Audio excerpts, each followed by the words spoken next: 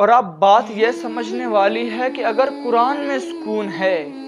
تو صرف قرآن میں ہی سکون کیوں ہے؟ دیکھیں، قرآن جب ہمارے برے حالات ہم پر ہوتے ہیں تو قرآن ہمیں کہتا ہے ان مع العسر یسرا، یہ وقت بھی گزر جائے گا۔ اگر تمہارے اوپر آج برا وقت ہے، ہمیشہ نہیں رہے گا، یہ وقت بدلے گا، تمہارے اوپر اچھے دن آئیں گے۔ اگر آج غربت ہے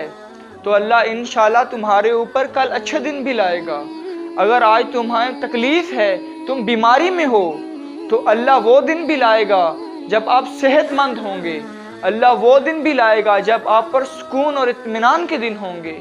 تو قرآن ہمیں یہ نصیحت کرتا ہے، تو یہ تمام نصیحتیں ہمارے لیے سکون کا باعث بنتی ہیں۔ اور اسی طرح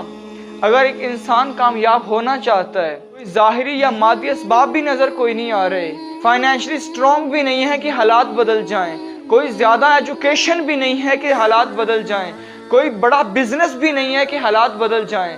پھر اللہ یوسف علیہ السلام کی کہانیاں قرآن میں بیان کرتا ہے کہ کس طرح کوئی جانتا تھا، کوئی ظاہری اسباب نہیں کہ یہ مصر کا بادشاہ بن جائے گا، کوئی ظاہر نظر آ رہا تھا۔ وہ یوسف علیہ السلام تو خواب دیکھتے ہیں نا کہ مجھے وہ ستارے اور چاند سورج سجدہ کر رہے ہیں، لیکن ظاہری اسباب کوئی نہیں ہے کہ کس طرح یہ ممکن ہوگا، کس طرح یوسف علیہ السلام مصر کے بادشاہ بنیں گے اور کس طرح وہ سجدہ ہوگا، ظاہری اسباب کوئی نہیں ہے۔ پھر اللہ کس طرح پے کے نقطوں کو سے کے نقطوں میں بدلتا ہے، کس طرح اللہ اس یوسف کو کنویں میں گرواتا ہے اور کنویں سے پھر وہ مصر کے بازاروں میں بکواتا ہے، اور مصر کے بازاروں میں بکنے کے بعد وہ مصر کی حکمران بناتا ہے۔ یہ کہانیاں ہمیں بتاتی ہیں کہ ہماری عقل وہاں تک نہیں جاتی جو اللہ پلاننگز کر رہے ہوتے ہیں، ہمیں سمجھ نہیں آ رہا ہوتا کہ ہم کیا کریں۔ جب ہم قرآن پڑھتے ہیں تو پھر ہمیں اس روحانی طاقت کا پتہ چلتا ہے کہ اس طرح اللہ کسی کی تقدیروں کو بدلتا ہے، اللہ لوگوں کے حالات کو بدلتا ہے۔ اسی طرح حضرت یعقوب علیہ السلام کا صبر بھی ہمیں سکون دیتا ہے کہ جس وقت انسان اتنا صبر کرتا ہے، وہ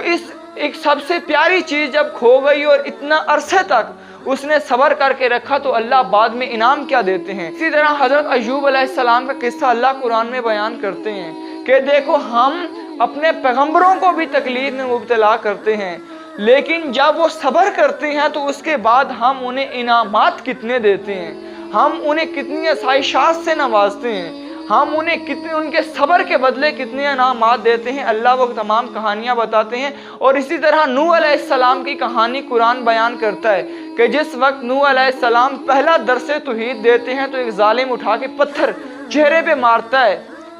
تو اس لیے اللہ ہمیں یہ قرآن میں سبق سکھا رہے ہیں کہ اگر تم بھی اچھائی کے راستے پر نکلے ہو، لوگوں کو سدھارنے کے لیے نکلے ہو، لوگ تمہیں باتیں کر رہے ہیں، تو قرآن سے سبق حاصل کرو کہ جب پہلا توحید کا سبق نوح علیہ السلام نے دیا تو سب سے پہلا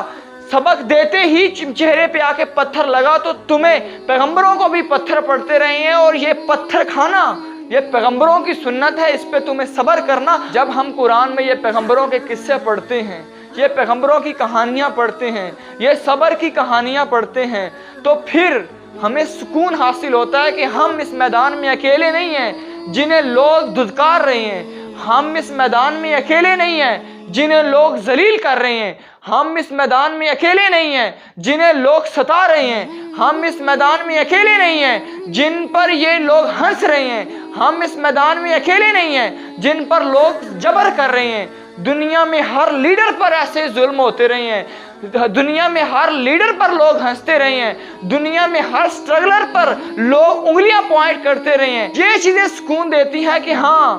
جس طرح ان پر لوگ پہلے ہنستے رہے،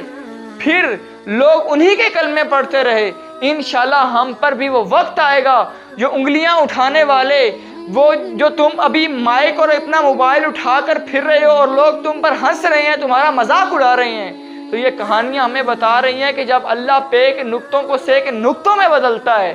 تو پھر اس طرح حالات بدل جاتے ہیں، اس طرح لوگ بدل جاتے ہیں، اس طرح ذہن بدل جاتے ہیں۔